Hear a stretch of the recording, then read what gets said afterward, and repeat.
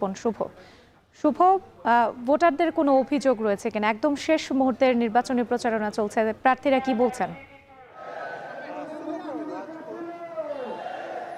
দেখুন রাত্রি প্রচারণায় অভিযোগ পাল্টা অভিযোগ থাকবেই এবং সেটি আছে, কিন্তু এই মুহূর্তে আমরা যেটিতে রয়েছি সেটা হচ্ছে জামাত ইসলামের একটি প্রচার মিছিল। এখানে ছাত্র শিবিরের উদ্যোগে এটি করা হচ্ছে এবং আমি যদি বলি সে জামাত ইসলামের যিনি মনোনীত প্রার্থী হাবিবুর রহমান হাবিব, তার একটি প্রচার মিছিল আমরা লক্ষ্য করি। যেহেতু শেষ দিন, এই শেষ দিনের এখন কিন্তু 24 ঘন্টার থেকে অনেক কম সময় রয়েছে।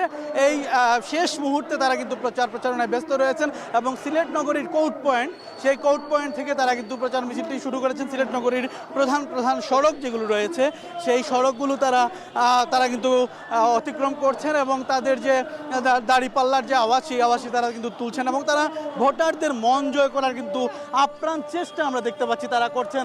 এবং এখানে দেখতে পাচ্ছি যে ইসলামী ছাত্র শিবিরের যে মহানগরীর ইউনিট রয়েছে এবং জেলা ইউনিট, তারা কিন্তু এখানে তারা সমবেত হয়েছেন।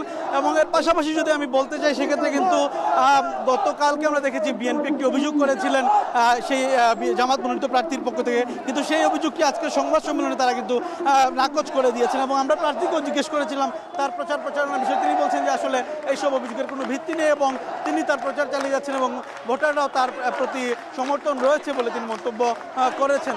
রাত্রি আমার কাছে এই ছিল সিলেট নগরী থেকে প্রচারণার সর্বশেষ তথ্য।